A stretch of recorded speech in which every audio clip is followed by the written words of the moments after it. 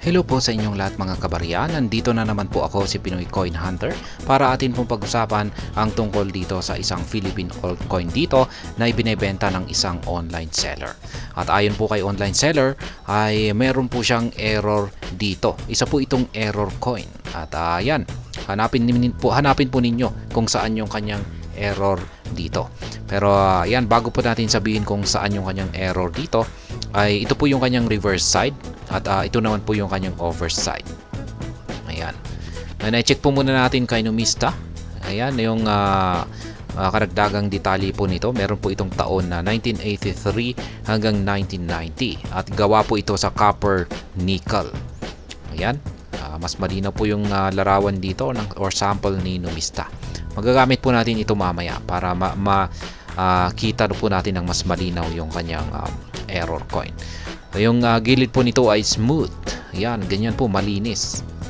At yan, yung 1983 ay meron po itong apat na klase. Yan, merong proof, yan, error lettering. Ayan, ito po yung binanggit na po pala rito yung error lettering, 10%.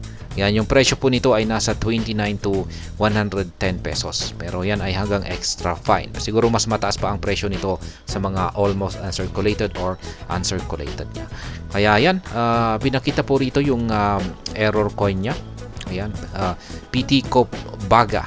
Ayan, dapat po ay yung correct spelling po rito ay Tico Faga. Ayan, PT Cop Faga. Yan po dapat. Kaya yan, ito po yung kanyang actual rito na 50 centimo coin at mapapansin po natin ay ito nga yung mali yung kanyang spelling. Letter B.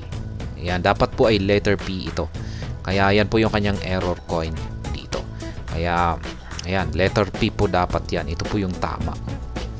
Kaya yan, base dito sa presyuhan ni Numista rito ay yung may error po na lettering ay ayan, nasa mga 29 to 110 pesos, pero mas posibleng mas mataas po yan kung almost uncirculated or uncirculated yung kalagayan o yung kondisyon ng lumang barya.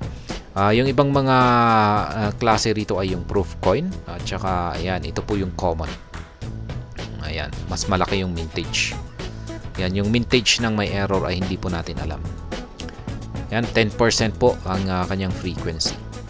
Kaya ayan, yan po yung kanyang error coin dito. Pitico Vaga. Ayan, dapat letter P po talaga yan.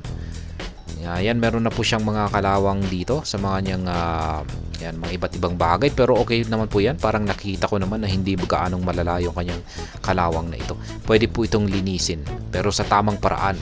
Kung hindi po natin alam linisin ito, ay hayaan na lamang po natin yan. Kasi kailangan po talaga na yung paraan po sa paglilinis dito ay hindi po basta-basta. Ayan, napaka-sensitibo po kasi imbis na lilinisin natin ay baka makaragdag pa ito sa kanyang damage or sira at mababawasan po yung kanyang presyo kapag ganyan. Kaya yan. Ngayon ay magkano ba ang benta ni online seller dito sa kanyang error coin na ito na 50 centimos coin. Ayan, may itong 1983. At ngayon ay ito po ay kanyang ibinebenta sa halagang 350 pesos. Well used po siya. Ayan, Philippines 1983, 50 centimos error coin, misspelled scientific name.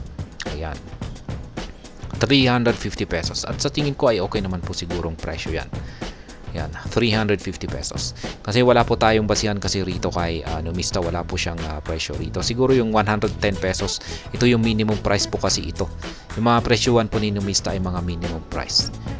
Ayan, or ito yung pinakamababang price na offer na pwede po nating maibigay sa interesadong buyer or seller.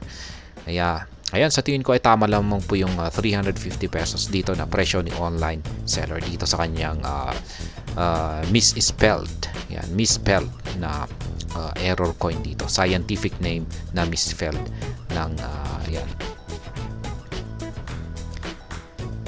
Ayan, muli po nating pagmasdan ang kanyang ayan, error coin dito na 50 centimo coin. Kung saan ay binebenta po niya sa halagang 350 pesos. At ayan, hanggang dito na lamang po tayo sa video na ito mga kabarya. Sana po ay inyong nagustuhan ang aking paliwanag sa video na ito.